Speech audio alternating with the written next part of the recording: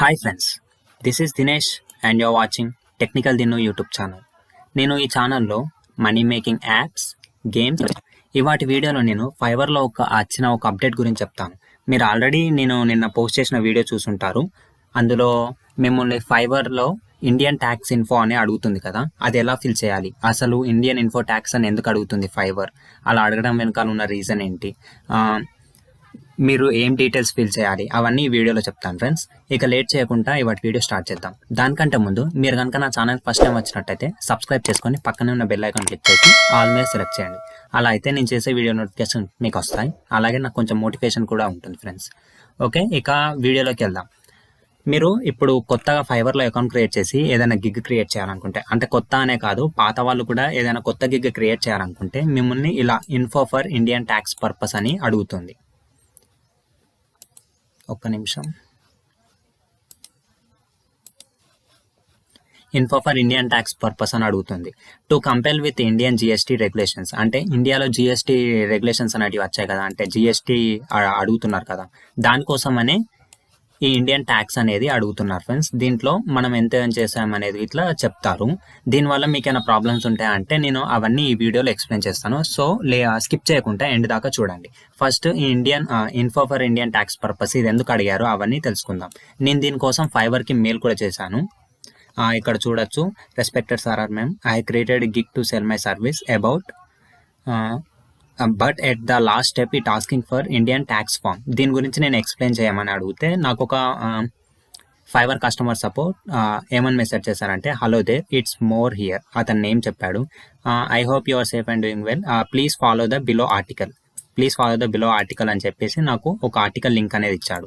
ఇది ఓపెన్ చేస్తే ఇందులో మీకు దీని గురించి ఫుల్ డీటెయిల్స్ అనేవి ఉన్నాయి. నేను ఈ ఆర్టికల్ లింక్ మీకు డిస్క్రిప్షన్లో కూడా ఇస్తాను, మీరు అక్కడ నుంచి కూడా వెళ్ళి చూసుకోవచ్చు. ఇక్కడైతే నేను ఫస్ట్ ఎక్స్ప్లెయిన్ చేస్తాను. ఇక్కడ జిఎస్టీ అనేది ఎలా ఇండియన్ సెల్లర్స్కి ట్యాక్స్ అనేది ఎందుకు ఇస్తున్నారంటే, ఇన్ ఆర్డర్ టు, ఒక్క నిమిషం,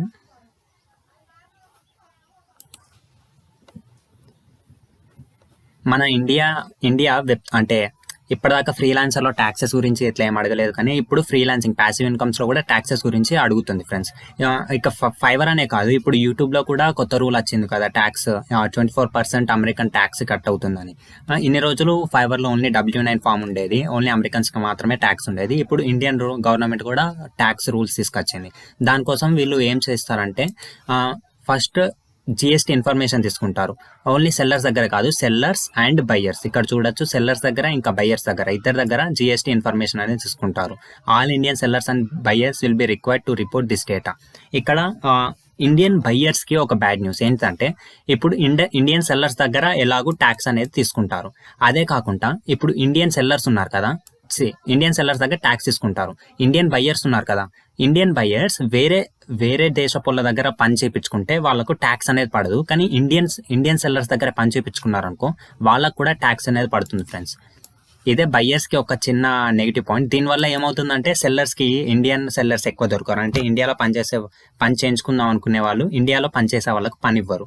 ఇది కొంచెం కష్టమే. ఇంకా చూద్దాం. ఇక్కడ జిఎస్టీ ట్యాక్సెస్ ఎలా తీసుకుంటారంటే, జిఎస్టీ ఆర్ టీసీఎస్ ఇవి రెండు taxes 1% of total transaction fees. అంటే మీరు విత్డ్రా చేసేటప్పుడు మీ అమౌంట్ ఎంత అయితే ఉంటుందో దాంట్లో 1%, అంటే మీరు $100 విత్డ్రా చేస్తే అందులో $1 అనేది వీళ్ళు ట్యాక్స్ కింద తీసుకుంటారు. ఇప్పుడే మనకు ఫైవర్ 20% తీసుకుంటుంది, అంటే మనకు $125, అంటే మనం $125 ఏం చేస్తే ఫైవర్ అలా $25 కట్ చేసుకొని మనకు $100 మాత్రమే ఇస్తుంది. 20% ఫైవరే తీసుకుంటుంది. మళ్ళీ ఇందులో 1% కమిషన్ అనేది ట్యాక్స్ కింద వెళ్తుంది. అంటే మనకు ఎర్నింగ్ పొటెన్షియల్ అనేది తగ్గిపోతుంది. మనం ఏం చేసిన దాంట్లో మనకు తగ్గిపోతూ వస్తుంది.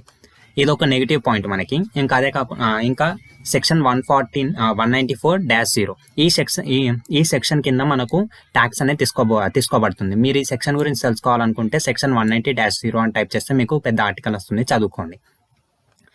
ఇంకా ట్యాక్స్ దేని మీద తీసుకుంటారంటే, ప్రమోటెడ్ గిగ్స్. ఇది 18% ఆఫ్ టోటల్ ట్రాన్సాక్షన్ ప్రైస్. అంటే గిగ్స్ ప్రమోట్ చేసుకునే వాళ్ళకు ఒక బ్యాడ్ న్యూస్ ఏంటంటే, ఇన్ని రోజులు గిగ్స్ ప్రమోట్ చేసుకోవాలనుకుంటే జస్ట్ వాళ్ళ మనీ స్పెండ్ చేసి గిగ్ అనేది ప్రమోట్ చేసుకుంటారు. కానీ ఇప్పుడు గిగ్ ప్రమోట్ చేసుకోవాలనుకుంటే మనీ స్పెండ్ చేయడమే కాకుండా 18% ట్యాక్స్ అనేది కట్టాలి. ఇది వాళ్ళకు ఒక బ్యాడ్ న్యూసే. ఇంకా ఇంకా పూర్తిగా చెప్తాను. ఇందులో ఒక ప్లస్ పాయింట్ కూడా ఉంది, అదేంటో మీరు తెలుసుకుందరు మీరే.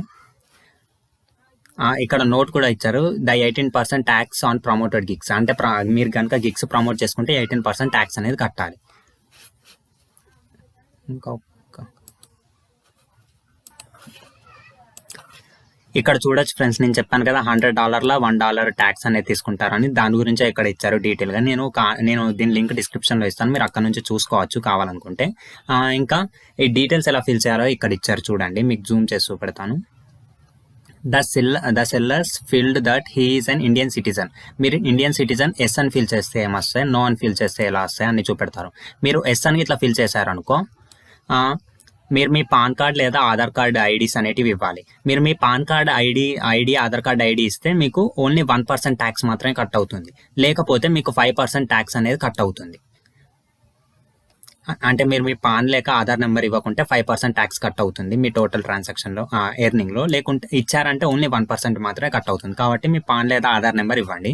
ఒకవేళ నో అని ఫిల్ చేశారనుకో, మీకు ట్యాక్స్ ఏం పడదు. కానీ మీరు ఇండియన్ సిటిజన్ అయ్యింది నో అని టైప్ చేశారని వాళ్ళకి తెలిసిందనుకో, మీ అకౌంట్ బ్లాక్ అయ్యే ఛాన్సెస్ ఉన్నాయి. కాబట్టి ఇండియన్ సిటిజన్ అయితే ఇండియన్ సిటిజన్ అనే టైప్ చేయండి, నో అని టైప్ చేయకండి.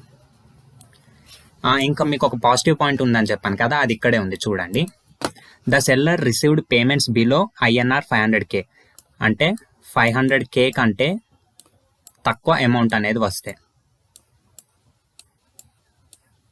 500K అంటే ఎంత, 5 lakhs డ్యూరింగ్ ద FI అంటే ఫైనాన్షియల్ ఇయర్. అంటే 1 yearలో 5 lakhs కంటే తక్కువ అమౌంట్ అనేది మనకు వచ్చింది అనుకో, seller can ask to be exempt out of the 194-0.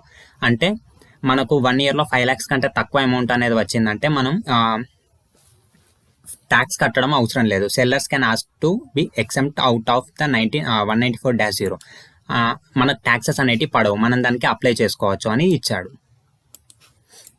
అంటే 5 lakhs కంటే బిలో పర్ యానం ఉంటేనే, ఎక్కువ ఉంటే ట్యాక్సెస్ అనేటివి పడతాయి. ఇది ఒక పాజిటివ్ పాయింట్ ఫ్రెండ్స్ మనకి. ఇంకా సెల్లర్ ఇస్ ఇంకో next column, seller is considered as an Indian seller. అంటే మనం ఆప్షన్స్లలో ఇక్కడ చెప్తాను. ఇక్కడ మీ నేమ్, ఇక్కడ కంట్రీ అనేది ఇండియా ఇస్తాం.